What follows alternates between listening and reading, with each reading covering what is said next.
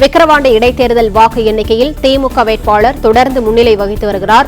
10வது சுற்றில் திமுக வேட்பாளர் அன்னியூர் சிவா 63,205 வாக்குகள் பெற்று முன்னிலை வகித்து வருகிறார். பாமகவின் சி அன்புமணி 27,905 வாக்குகள் பெற்றிருக்கிறார். கூடுதல் விவரங்களை செய்தியாளர் சரவணன் வழங்க கேட்கலாம். சரவணன், வணக்கம். விவரங்களை சொல்லலாம்.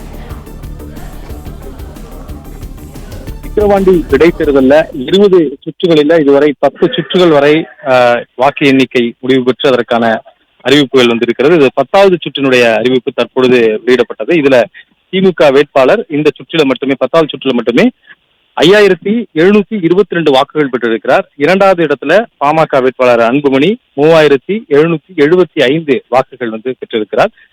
தொடர்ந்து இந்த 10 சுற்றுகள் நிலவரத்தின்படி தொடர்ந்து 10 சுற்றுகள் வரை 35,300 வாக்குகள் வித்தியாசத்துல திமுக வேட்பாளர் அன்னியூர் சிவா தொடர்ந்து முன்னிலையிலே இருக்கிறார்.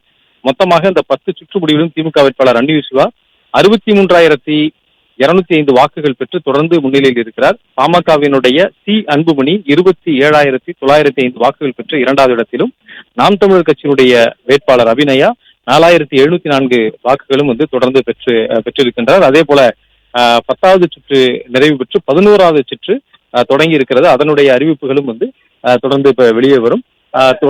ஆரம்பத்தில் ஒரு 2-3 சுற்றுகள் காலதாமதம் எடுத்த நிலையில அதற்கு அடுத்தடுத்த சுற்றுகள் விறுவிறுப்பாக நடைபெற்று வருகிறது. ஒவ்வொரு சுற்றினுடைய முடிவுகள் அதிகாரப்பூர்வமாக அறிவிக்கப்பட்ட பிறகு அடுத்த சுற்றுகள் எண்ணப்பட்டு வந்த நிலையில் தற்பொழுது வாக்குப்பதிவு இயந்திரங்களை கொண்டு வேகமாக வாக்கு எண்ணிக்கையை மேற்கொண்டு வருகின்றனர். அதற்கு பிறகு அதிகாரப்பூர்வமான சுற்றுகள் சரிபார்ப்பு செய்யப்பட்டு முகவர்கள் முன்னிலையில சரிபார்ப்பு செய்யப்பட்டு ஒரு பக்கம் அறிவிக்கப்பட்டு வருகிறது.